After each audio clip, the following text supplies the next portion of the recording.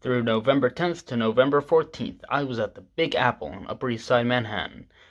And here is what I did within that time. On Wednesday, I went to American Airlines, which was the first time I had been to an airport in years, let alone by myself. You know when you go somewhere for the first time and your IQ drops like 20 points? That's exactly what happened to me. Thankfully, it's a pretty simple process and is only kind of complicated once you've never gone through it. But yeah, I had a pretty stressed and bad time at American Airlines. It was delayed like 3 hours. And when we got to the plane, we had a deplane because the maintenance that took 3 hours didn't work. Blah, blah, blah. I landed in the city that never sleeps. And after talking to my sister, catching up, I went to sleep. On Thursday morning, I decided to go for a walk since the weather was cool and the sky looked great. And my sister mentioned a ramp of sorts, so I said, okay, cool, I'll walk there. But she unintentionally left out how stupidly beautiful everything was. It was sort of like the perfect introduction to New York City. As great as it was, there was unfortunately a lot of dogs everywhere, and childhood incidents has led me not to liking dogs very much, so I turned around once I saw a dog park.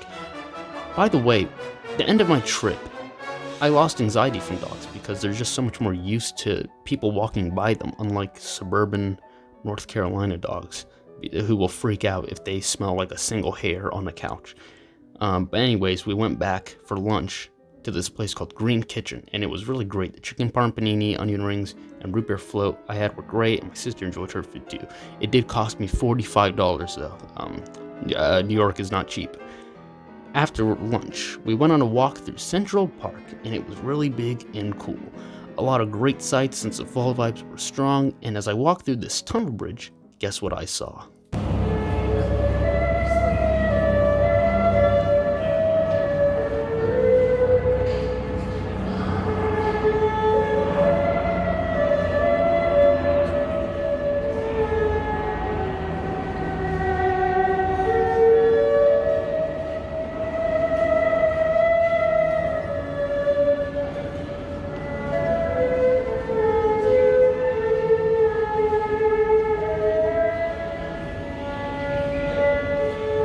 Afterwards, we went to Washington Square Park with my sister being an NYU student and all, and it was very cool. And talented people were everywhere. Again, a lot of skaters and weed dealers especially. We went to Little Egypt, and it was small, but it was a neat place to visit. I discovered what hookah is, which is like this tobacco vape thing Arabs do, and I got this decent smoothie from a store. We left, and I gotta say, the train system was pretty interesting, and it was a nice place to visit when it's not crowded or anything. So, that was Thursday. On Friday, my sister had to leave for class in the morning for a little bit, and I decided to stay in for a while since it was raining, sometimes sprinkling, sometimes harder, and by noon, it stopped, so we went to Chinatown, and it was not even New York City. I felt like I was in a completely different place, and this wasn't the small Manhattan one, this was a giant one, and I really enjoyed walking around there, and we went to this food court. It was really good. I tried boba tea for the first time, and it was actually quite decent.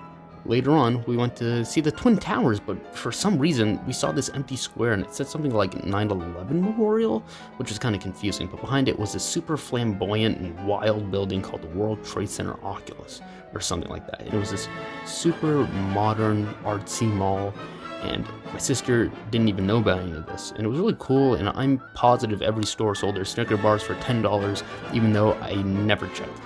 Anyways, we were off to Broadway and we saw Aladdin on our center balcony tickets.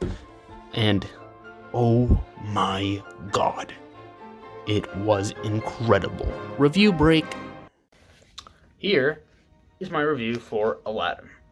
Now, as for the movie, I am not like crazy about it or anything. Like, I think that it's a really cool movie. The creative animation is there. There are some really good songs, and Robin Williams as the genie is absolutely iconic. But it's not sacred to me like The Lion King or Tarzan is or something. I went into it pretty positive. I knew Disney, was going to put a lot of money into this and everything, but the story works so well in animation. I mean, the tricks that Genie does, the songs, how could you do this on a stage? That seems... I was expecting some shortcomings, I mean, I had shortcomings with cameras and CGI. I couldn't even finish the movie. I saw half of it and I gave up. But I'm happy to say that not only is the play absolutely incredible, and one of the best experiences I had in New York. But they made some really smart decisions on how to translate it and to prevent shortcomings from happening by just simply not doing certain things. For example, something that I hadn't even considered was that they swapped out the animals, side characters, with people. Aladdin and Jasmine get three very funny, witty characters, and then Jafar gets an evil henchman. The crowd went crazy for every single one of them, especially the goofy evil henchman, and I did too. And another thing was that instead of animated, obviously, like tricks and stuff going everywhere, it was replaced with like side dancing crews and crazy sets that would spin and all that stuff. And it was really good. The lighting and everything was really fantastic. And I am happy to say that Michael James Scott, who plays the genie, is my favorite part of the play. He was absolutely incredible. He was the funniest. He was the best singer. He was absolutely fantastic. Instead of doing what Robin Williams did, he makes the role his own. He plays it with this like black queer-coded angle, and it's very funny, and he does a great job with it. The sets, the dancing, the lighting, the effects, everything was absolutely fantastic. The production value was very, very high. There were some shortcomings though. Jafar is very lame. His scenes are used more for like constructing the scenes in the background, so all of his scenes are like very close to the stage. And I think he's just kind of a lame character to begin with. I'm not a fan of him in the movies. I think that the emotional conflict with Jasmine is enough for the story, honestly, but obviously you do need Jafar for certain things to keep the story going. Now, I also didn't like how he treated the henchman as a little more of an equal than the movie did. It made him seem even more stupid and lame. And, you know, that's all really. I think I just loved everything else. It's an absolutely fantastic play. I highly recommend it if you do go see it. And this is the only one I've seen, so maybe there are some better ones out there. All I know is I loved it. I would give Aladdin an 8.5 out of 10. When we left Broadway, we went to this tiny part of New York City that not a lot of people know about. It's called Times Square. I hope that rings a bell. Yeah, it was really cool. We saw a bunch of lights and ads. People were doing their thing. It was and wasn't like I thought it'd be. It was really, really cool though. Until I saw Electro and Spider-Man get in this big fight and I started to feel very unsafe. But we ended our night by looking at the Empire State Building. And all I got out of it now was that I can say that I've seen it. Honestly, there are a million cooler buildings in Manhattan alone. Kind of disappointing, but that's what happens when you get high expectations from a freaking building. Anyways, Friday was fantastic. On Saturday, we got up early because of our plans in anticipation for rain in the afternoon. So we went to get bagels at a place called Big A Bagel and coffee at Starbucks. I don't like coffee and I'm not a bagel person necessarily, but it was all very good. We went to Brooklyn and I walked on the famous Brooklyn Bridge, and it was absolutely beautiful all the way through. The sky, the weather was also just great. Hey look, the Statue of Liberty! Something I noticed was just how many photographers there were in New York City, and it makes perfect sense because every angle you look at a place like the Brooklyn Bridge would just make a great photo, and it's so easy to get inspired by everything and get something really good. Anyways, it was really stunning, and something you just gotta do, but my sister told me about this place called Dumbo, which is a very iconic street in Brooklyn, and for those who don't know, it's where that very famous iconic shot was in Once Upon a Time in America, and it's got this great angle on the bridge. But I saw this other cool place called South Brooklyn Ferry, so that's where we went. But as we walked there, look where we walked by! Dumbo was right there, and it was such a cool place. I definitely got in touch with my inner Sergio Leone. But when we got to the South Brooklyn Ferry, we just sat there for like an hour, just admiring how epic it was. It was like a naturalistic Times Square. I mean, just look at it. Anyways, we went to get Brooklyn pizza at a fast food place, and it just wasn't any better than Brooklyn style pizza I've had in New York, North Carolina. Kind of disappointing. The lemonade was good though. We later checked out the Museum of Modern Art, and it was pretty cool. We started at the top floor with art that was like before the 20s or something, and we saw paintings from Frida, Picasso, and Van Gogh. As somebody who can't interpret paintings and stuff that well, I got a good amount from what I saw. all throughout. The next floor was art from the 60s to 80s primarily, and it was probably some of my favorite stuff. It was aesthetically pleasing and thought-provoking. A lot of it was just straight up provocative, and I dug that, to be honest. We got to the bottom floor and we saw y'all's art. We saw the modern art, and it was definitely the most showy and at least impressive. It was very just self-indulgent and postmodern, and I'm here just like, I saw the modern, and it's better than you, so yeah. It started to rain, and we went back to the apartment and watched the first episode of Gossip Girl and Sex and the City.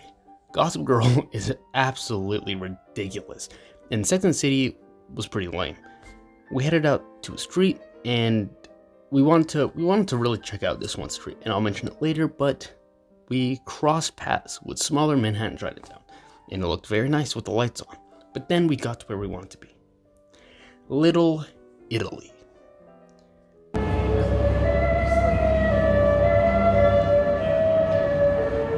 We went to this very Italian restaurant called Cafe Napoli, and it was really great. We ordered pizza, and my sister got ravioli. The customer service was great, and the pizza was just way better than Brooklyn pizza. You can tell they didn't just give me some reheated pizza. They gave me that runny, steamy, savory pizza. I highly recommend you go there if you go to Little Italy. I also took care of some business with some families, but I won't talk into detail about it. We ended the night by going to a comedy show called Punchline Benefits Comedy Tour, and it starred 3 Muslim stand-up comics and a host, who called us out for being a few minutes late. He asked if me and my sister were husband and wife. My sister said he's my brother, and the host laughed and said, "Do I look desperate?" So yeah, I hated it. Just kidding. It was very funny, and it stands for a good cause. They focus on raising money for stopping generational poverty by giving communities resources to make their own food, which proves to be more effective than simply giving communities food directly a couple times.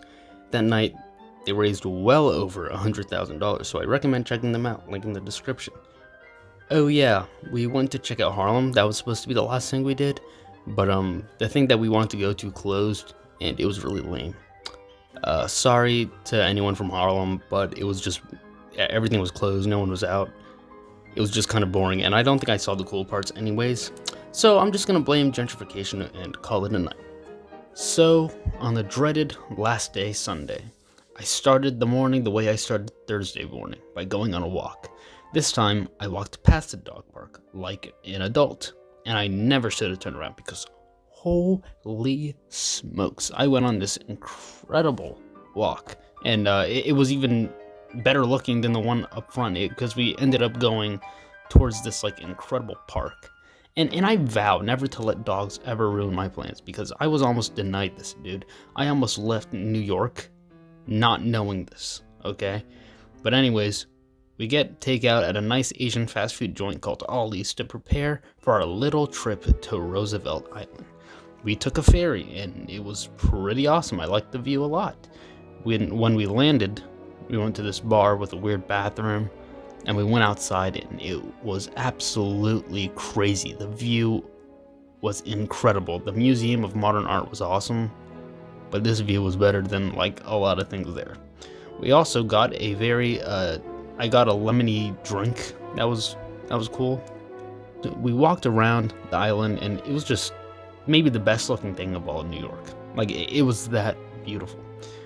We also walked by a window with bullet holes.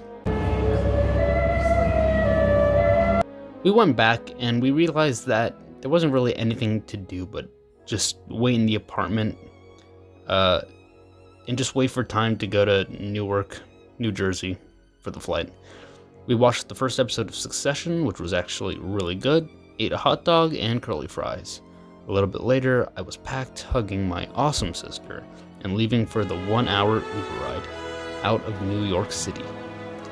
My experience at United Airlines was a lot better now that I knew the process, and the airport was also just really big and cool. My ears weren't popping like crazy on the flight, and we ended up landing like 15 minutes early. Next thing I knew, I was in North Carolina, and I had to wake up for school the next day. Well, that's my trip to New York City for you. I have to give a big thanks to my sister for making it all possible. I just owe her the world for it. And let me know what I missed in New York, and what's the coolest place you've ever been to. I'd say New York City was the second coolest place I've ever been to. First place would be your mom's bedroom. Do it, doing your mom. Doing your mom. Do it, doing your mom. Do it, doing your mom. Do it, doing your mom. You know we straight doing your mom.